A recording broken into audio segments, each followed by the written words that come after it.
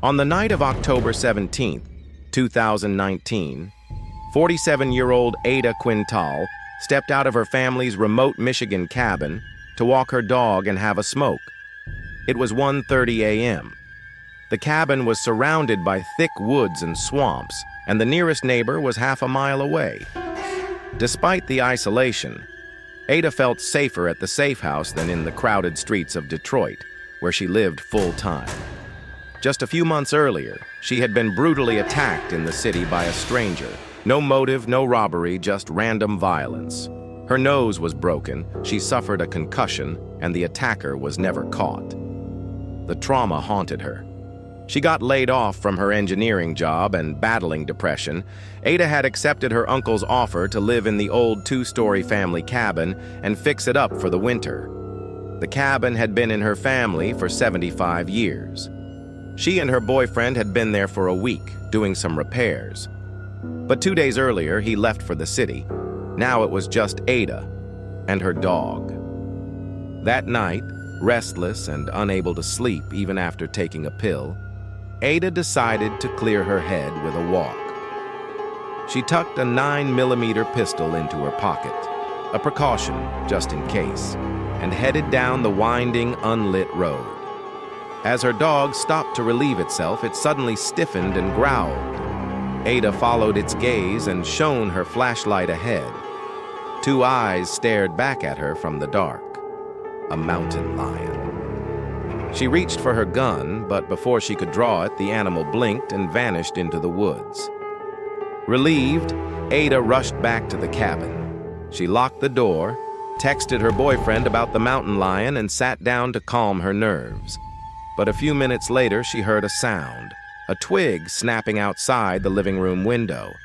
She crossed the room and pressed her face to the glass. Nothing, just her own reflection. Trying to shake the fear, Ada settled on the couch. 20 minutes later, another sound. She looked up, and this time, she saw the silhouette of a man standing just outside the window. She grabbed her gun, ducked behind the couch, and yelled, warning she was armed. No response. Silence. Then, footsteps on the front porch. Heart racing, Ada crawled across the floor and called a friend. Crying, she explained everything. The mountain lion, the noises, the man outside. Her friend offered to call the police, but Ada hesitated. What if it was all in her head? She decided to check the front porch first. Crouching low, she peeked through the window. Nothing there, just empty woods. She felt foolish. Maybe it really was just her imagination. But when she turned back toward the living room window, two silhouettes, two men, staring directly at her. Instinct took over. Ada raised her gun and fired. The men raised theirs and fired back. Gunshots rang through the cabin. She hit the floor, screaming into the phone that she was under attack. And then, silence. Ada waited. She thought maybe she had hit one of them, maybe the other was sneaking in. Then came the thud of heavy footsteps, above her. Someone was upstairs. She could have run, but this was her family's cabin. She was done being afraid. She gripped her gun and crept toward the stairs. Police arrived 30 minutes later. Ada's friend had called. Officers found bullet holes, broken glass. But no Ada, no attackers.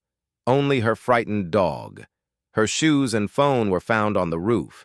Her gun was on the ground nearby. The forest search turned up nothing. For weeks, the case grew colder. Some theorized Ada had vanished on purpose. Others believed in something more sinister. Then, on December 21st, Ada's family drained a nearby pond. Her body was found 300 yards from the cabin, submerged in just a foot of water. No bullet wounds, no bruises. She hadn't been attacked. Ada had taken Valium, anti-anxiety meds, and meth. Likely seeking peace, she had unknowingly created her own nightmare. Her fear of the mountain lion triggered a meth-induced paranoia. The men at the window? Her reflection? The shootout? With herself. In the end, she fled her imagined attackers, collapsed in the woods, and died of exposure and overdose. The danger she feared was real, but it lived in her mind.